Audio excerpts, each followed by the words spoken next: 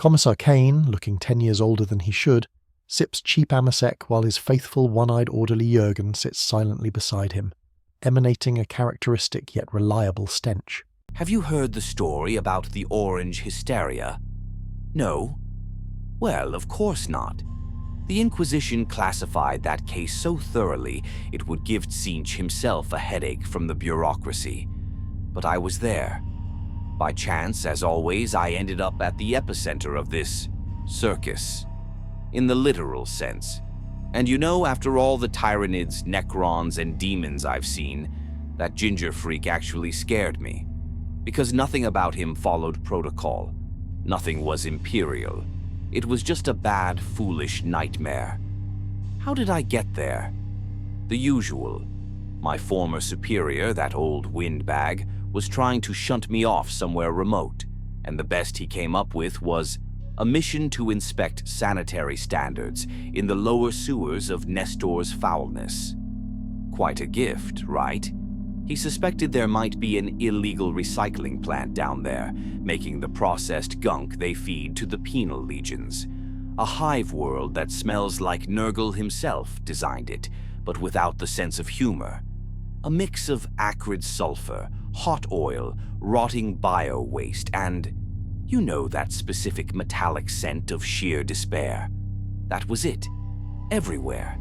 I even tried to convince Jurgen he needed to stop relying on his natural aroma for camouflage and start using deodorant. But he just shook his head. Too conspicuous, Commissar. Everyone smells like this here. I thought the worst I'd face were mutated rats the size of a grenadier and filling out a dozen idiotic forms. I was wrong. We were sitting in a patrol tunnel right above the main sewer river. The river, by the way, was wide enough for a cargo barge. We were waiting for the local enforcers to bring a hover skiff. They had a shift change, apparently. Bureaucrats, damn them. And that's when, while I was inspecting rust and figuring out the fastest way back up, this killer clown spills out of some ectoplasmic puddle. The puddle wasn't just glowing. It pulsed green and violet, like a smashed carousel lamp, and smelled of ozone, which felt physically wrong in that place. Looked like some orc psyker who couldn't even manage a decent detonation had been playing hide-and-seek with the warp. The clown floated out like a bobber. His bright ginger wig and huge white gloves looked offensive against the filth. I knew instantly. This was bad news. It didn't smell of sulfur or corruption. It smelled of fear. Fear that was thick and layered here on Nestor's foulness. The fear of the slave before the whip. The fear of hunger. The fear of the warp. For him, it was a buffet. And he started eating. Fast. He literally inhaled the atmosphere. First, the children disappeared, which was expected. But then went those clinging to life. The weak, but with sharp fear of loss.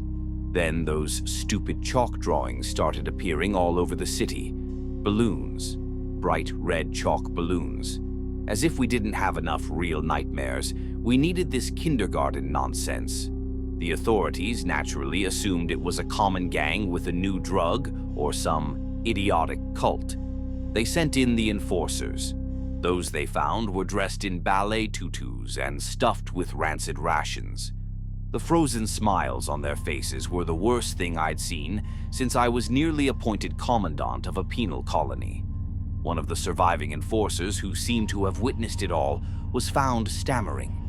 He couldn't talk about blood or guts. He could only talk about the laugh. How loudly, how joyfully this thing laughed while they transformed. I told Jurgen, "Pack your bags. This isn't our war, this is God knows what."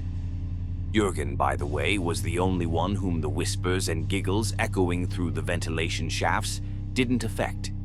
I suspect his subconscious is too busy defending itself against his own body to fear some entity from nightmares. In any case, his unshakable aura of old footwear was my only consolation. Of course, the big shots soon arrived. Inquisitor Carterus of the Ordo Malleus, a serious fellow. He didn't have the theatrical fanaticism of many others. He just looked tired.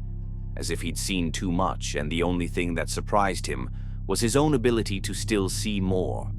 He immediately realized he was dealing with something that didn't fit any heretical category. And with him, the Ultramarines, the Fifth Company. You know, the pompous ones, in blue ceramite, everything by the Codex. Their sergeant, Caldos, was a walking manifesto of discipline. Every step he took sounded like an accusation against anything not sufficiently imperial. I, of course, kept my distance, feigning the look of, I'm just here to witness. But I couldn't avoid the circus entirely. Carterus, unlike the enforcers, didn't immediately go in for the kill. He wanted to understand. Alas, understanding absurdity is like reading the Codex Astartes backward, pointless and harmful to the brain. Their first clash. Oh, Emperor. It would have been funny if it weren't so tragic. They cornered the clown in an old tank track manufacturing plant.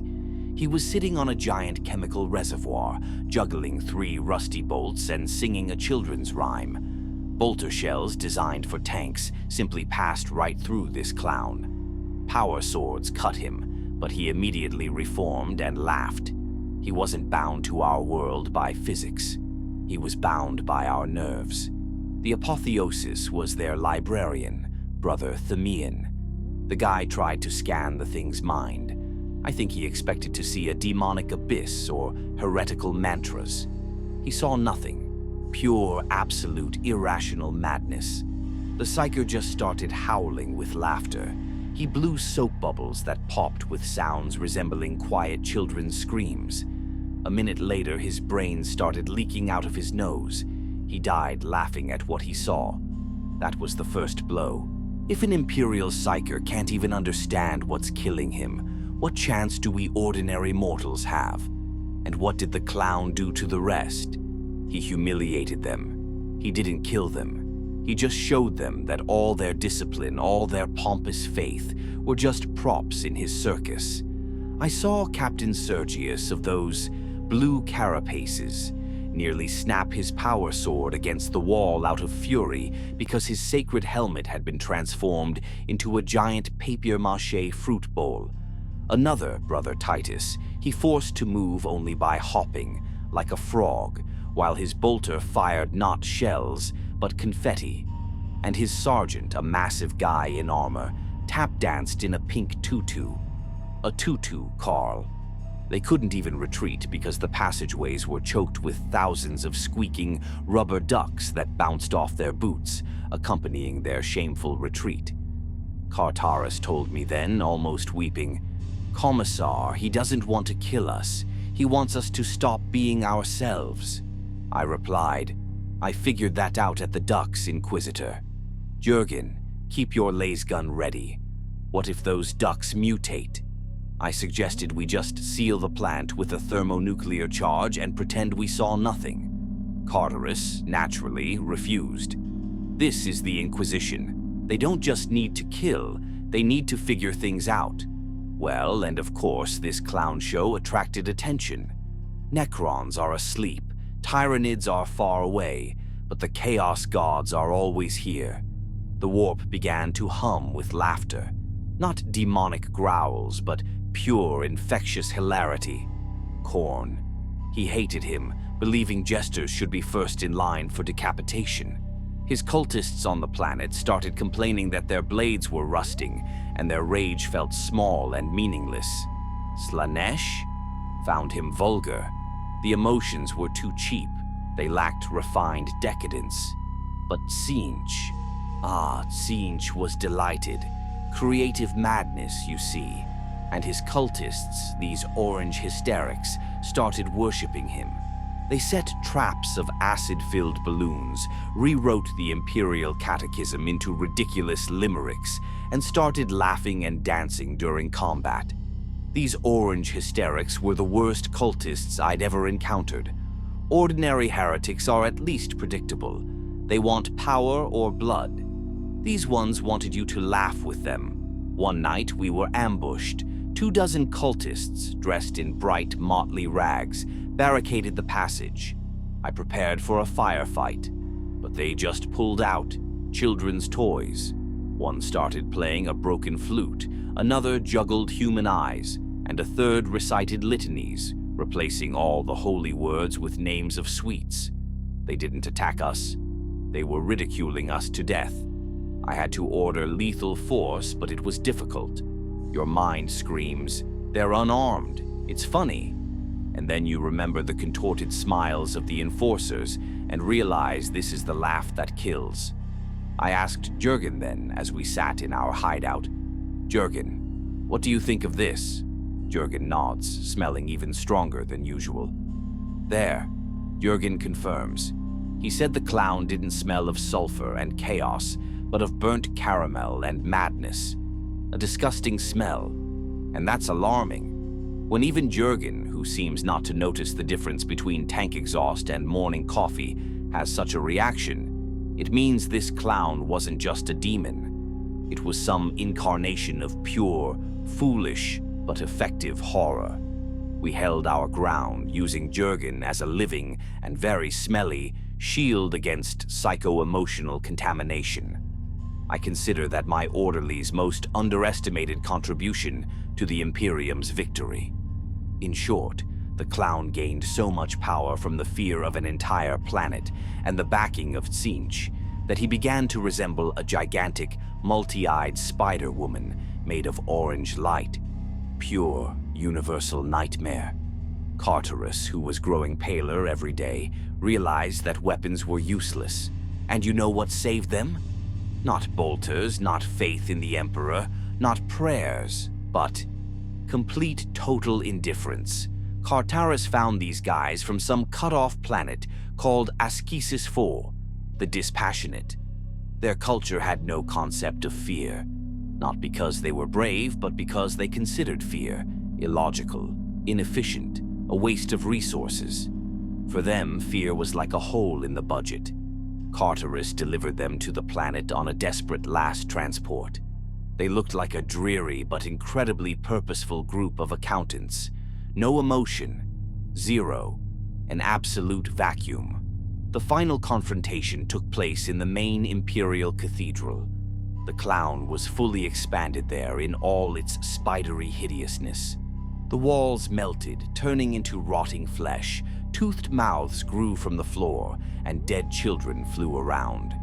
The fight was on 3 fronts, and Jurgen and I were, of course, on the safest one, covering Carterus, who was trying to activate his stupid artifact, the reality stabilizer. 1. The Ultramarines, newly cloaked in purified armor, were heroically battling the orange hysterics. Pure tactical discipline against ridiculous but chaotic madness. 2. Carterus and his squad were trying to stabilize the warp. 3. And this 10 of the Dispassionate were simply walking. Slowly, calmly, as if they had been asked to walk through a shop for groceries. The clown, who was then the size of a titan, tried to scare them. Showed them demons, hunger, death, everything that usually works on us, the residents of the Imperium. But their leader, a woman named Discipline 77, just looked at him. She simply looked at the clown spider and said, without any fanfare, "Your forms are illogical. Your emotions are irrational. You are a miscalculation. You are zero." And he was flustered. He writhed in pure bewilderment. He couldn't eat them because they weren't producing the right spice. Fear. When you don't fear a clown, he's just a jester in a ridiculous costume. He ended up being the jester. Ironic, eh? In that moment, Carterus, to his credit, sacrificed himself, focusing all the stabilizer's energy. The artifact didn't kill the clown, but it tethered that freak to our reality for an instant. It became material, vulnerable. And Discipline 77, she simply walked up and plunged her ordinary, non-energy, dirty combat knife into him. Just a piece of cold steel, as a symbol of human stubbornness and absolute, total boredom. With a scream like a balloon popping, the clown disappeared. Victory over universal horror was achieved through complete lack of interest. I thought then that it was the most imperial victory of all. Victory through indifference. Since then, I can't look at clowns, or balloons for that matter. I even made Jurgen throw out his old Archaeotech circus poster, although he grumbled. Cartaris, of course, wrote in the report, "Most horrible demon." But it wasn't a demon. It was just a very, very bad joke. Jurgen and I got a medal, which I, naturally, immediately lost. Well, almost lost. So, if you see a chalk balloon drawn on a wall, run. Run without looking back, or shoot on sight. It's not heresy, it's just a very bad joke that could cost you your life. The honest word of a hero of the Imperium. Well, almost honest. Jurgen, another drink for me. And yes, you smell. That's good.